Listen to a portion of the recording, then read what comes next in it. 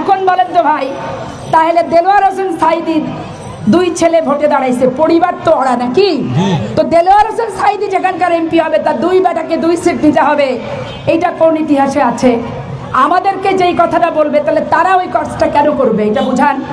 তারপরে আপনি মীর কাশেম আলীর ছেলে আরমান মিরপুরে দাঁড়াইছে, তো বাপের নাম কাশেম আলী, ছেলের নাম আরমান, এইটা তো হচ্ছে পরিবার। তারা কেন যাচ্ছে? নিজামী সাহেবের ছেলে পাবনা থেকে দাঁড়াবে, তার ছেলের বাপের নাম নিজামী, এইটা হচ্ছে পরিবার। তাহলে পাবনাবাসী যদি বলে নিজামীর হাত থেকে আমরা বাঁচতে চাই, পিরোজপুরবাসী যদি বলে সাঈদীর হাত থেকে আমরা বাঁচতে চাই, মীর কাশেম আলীর এলাকার যেখানে ভোট করছে তার ছেলে ওইখানকার মিরপুরবাসী যদি বলে আরমানের হাত থেকে বাঁচতে চাই, তখন নুরুল ইসলাম বুলবুল, লতিফুর রহমান সাহেব, নজরুল আর সোহেল কমিশনার উত্তরটা কি দিবেন ভাই? উত্তর দেওয়ার আছে? কমিশনার আমি কবে হয়েছেন আমি জানি না, সম্ভবত ওই ছাপ্পা সিলের কমিশনার, এগুলি ছাপ্পা সিলের ঢাকার থেকে স্পেশাল টিম আসছিল। কি ওটা মেশিনটার নাম কি? EVM machine. শুধু কমিশনাররা ভোট দিতে দেয়নি, ইচ্ছা মতো এক্সপার্ট পাঠাইছিল নুরুল ডিআইজি। আর এইখানে ওই ছাপ্পা সিলের সব কমিশনার বড় বড় সবক দিচ্ছে, জ্ঞান নাম দিচ্ছে। তা আপনার সবকের প্রতি শ্রদ্ধা রেখে বলছি যে যদি আপনি আগ্রহী হন, আমার খোঁজখবর ভালো মতো রাখতে চান, আমার বাসায় নৈশ প্রহরী হিসেবে আমি এই ঢাকার বাসা আসাদ গেটের বাসায় রাখবো। ধানের শীষের বিকল্প নাই। বাংলাদেশ নিশ্চয়ই করে হরকাতুল জিহাদের রাষ্ট্রে রূপান্তরিত করতে চান না। যদি না চান, ধানের শীষের কোনো বিকল্প নাই। বাংলাদেশে জঙ্গিবাদের উত্থান হোক, এটা যদি না চান, তাহলে ধানের শীষের কোনো বিকল্প দেশের মানুষের কাছে নাই। দেখেন শফিক সাহেব বলতেছে কি, বলে যে এরকম ফ্যামিলি কার্ড দিবে, হেলথ কার্ড দিবে, আমরা এরকম দিই না। আরে তোমার তো নাও 10 টাকা ইয়ানত হাদিয়া, তাই না ভাই? ফসলের উসুল, ওয়াজ করলে তার বিনিময়ে টাকা, বক্তৃতা রাখলে তার বিনিময়ে অ্যাডভান্স, আবার কিছু টাকা তুলে মেয়েরা তালিম ক্লাসে মুরগির ডিম, হাঁসের ডিম, মুষ্টি চাল, সারা জীবন যারা এইভাবে আঁচল পেতে নেয়, তারা দেওয়ার সময় আসলে তার হাতটা উল্টাই দিবে। তারা কি দিবে? তারা দিবে না। এই জন্য এরা নিজেরা জাকাত ফিতরা সাদকা খেয়ে এরা নিজেদের জন্য ঠিক আছে, রাষ্ট্রের জন্য ঠিক নাই, 18 কোটি মানুষের জন্য ঠিক নাই, রাষ্ট্রীয় ক্ষমতার জন্য এরা ঠিক নাই। দেখেন গোলাম বড় সাহেব কি বললো, রাষ্ট্রীয় ক্ষমতায় গেলে মধ্যপ্রাচ্যের সমস্ত জাকাত ফিতরা নিয়ে আসবো। এটাতে কি প্রমাণ হলো যে বাংলাদেশ আন্তর্জাতিকভাবে মিসকিনের জাতি হিসেবে রূপান্তরিত হবে। তো রাষ্ট্রপতি জিয়া ক্ষমতায় আসার পর বাংলাদেশকে উৎপাদনশীল রাষ্ট্রে সারা বিশ্বের মানচিত্রে দাঁড় করিয়েছে মেরুদণ্ড সোজা করার। ওই দুর্ভিক্ষের বাংলাদেশকে আত্মনির্ভরশীল বাংলাদেশে রূপান্তরিত করছে।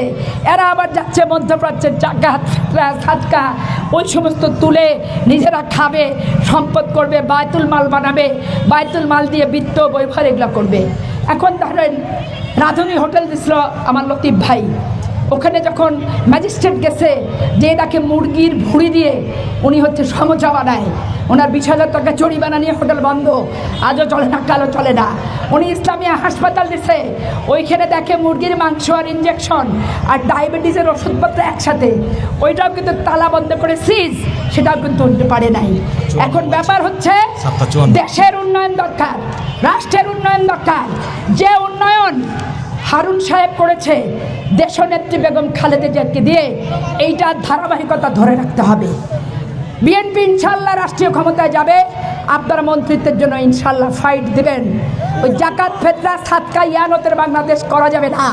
বাংলাদেশের মেরুদণ্ড সোজা বাংলাদেশ, স্বাধীনতার 71-এর মুক্তিযুদ্ধের প্রতি ওই লাল দপদপে পতাকা হাতে নিয়ে ওই চেতনা আমাদেরকে যে ধারণ আছে, রক্তের রোহকণিকা শ্বেতকণিকা শিরায় শিরায় উপশিরায়, বক্তব্য একটাই, প্রথম বাংলাদেশ আমার, শেষ বাংলাদেশ, জীবন বাংলাদেশ আমার, মরণ বাংলাদেশ।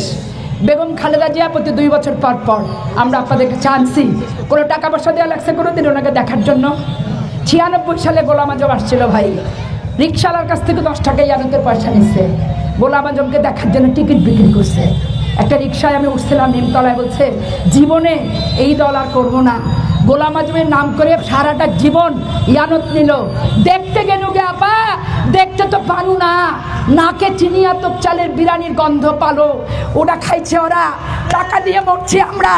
অতএব রিকশাওয়ালার এই কথাটা যদি মনে রাখেন, ধানের শীষের বিকল্প নাই।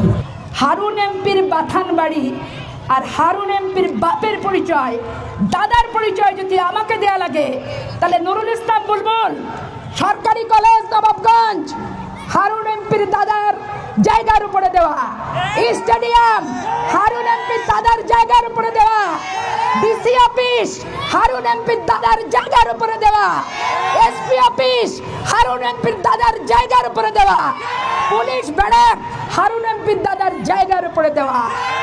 এখন হারুন এমপির দাদার এই নবাবগঞ্জ জেলায় 10,000 বিঘা সম্পত্তি ছিল ভাই। লিল্লা বোর্ডিংয়ে খেয়ে জাকাত ফেতরা তুলে সাদকা নিয়ে আর ইয়ানতের পয়সা নিয়ে আর ফসলের ওসুল নিয়ে সামাদ বিশ্বাস হারুন বিশ্বাসকে পালে নাই। অতএব এই ইতিহাসগুলো যাদের নবাবগঞ্জের উন্নয়নে আছে, প্রাণের টিনের মামলার কথা বলে নিজেদের মুখটা অপবিত্র করছেন, রাজনীতির নষ্টমি করছেন। আর 86 সাল থেকে আমি চাপায়ে এসে যেই রকম স্বভাবের জামাতকে দেখছিলাম, এই স্বভাবের কোনো পরিবর্তন আমি পাপিয়া দেখি নাই। এখন আপনি বলেন যে জামাত ইসলামের আমরা নাকি আন্দোলন সংগ্রাম কোথাও আমরা নাই, বিএনপি সব জামাত করছে বাংলাদেশে। চৌধুরী আলম কোন দলের নেতা ছিল ভাই? বিএনপির। আমরা কি পেয়েছি? মৃত্যুর দিন কি জানি? ইলিয়াস আলী কোন দলের নেতা ছিল ভাই? আমরা কি পেয়েছি? মৃত্যুর দিনকে আমরা জানি। সানাউল্লাহ নূর বাবু বড়াই গ্রামের সাপের মতো পিটিয়ে পিটিয়ে প্রকাশ্য দিনের বেলা হত্যা করলো, কোন দলের নেতা ছিল ভাই? দেখান, বলেন। বিএনপির। তাহলে সানাউল্লাহ নূর বাবুর পরিবার কিভাবে আছে? বড়াই গ্রাম আর নাটোরে জামাত ইসলাম কি একবারও জোটের অংশ হিসেবে দেখতে গেছিল ভাই? বলেন, যায় নাই। তারপরে ধরেন সুমন, এই যে যার বোন হচ্ছে মিরপুর থেকে দাঁড়িয়েছে, গুম হয়েছে, অপহৃত হয়েছে, আমরা কি পেয়েছি? আমরা কিন্তু পাইনি। মৃত্যুর দিন আমরা জানি না। গোলাম আজমের ছেলে, ওনাকে কিন্তু পেয়েছে জামাত ইসলাম, শুকুর আলহামদুলিল্লাহ। আমি পড়ছি, আপনারাও পড়বেন। মীর কাশেম আলীর ছেলে আরমানকে ফেরত পেয়েছে। কিসের গুণে? ওই যে গুপ্ত সুপ্ত জাঙ্গিয়া পেন্টি হয়ে হয়ে আওয়ামী লীগের সাথে ঘুরে বেড়াতো, এই গুণে কিন্তু তারা পাহারা দিয়ে নিজেদেরগুলো নিরাপদ হেফাজতে রেখেছে। আওয়ামী লীগের বিরুদ্ধে মাঠে কোনো আন্দোলনও করেনি, মিছিলও করেনি, মিটিংও করেনি। নুরুল ইসলাম বুলবুল দক্ষিণের নেতা, যেদিন দেলোয়ার হোসেন সাঈদীকে আমৃত্যু কারারায় ঘোষণা করা হলো, সেদিনে নবাবগঞ্জ অথবা ঢাকায় আপনাকে কেন দেখলাম না যান হাতে নিয়ে একটা মিছিলের নেতৃত্ব দিতে? যেদিনে মতিয়ার রহমান নিজামীকে ফাঁসির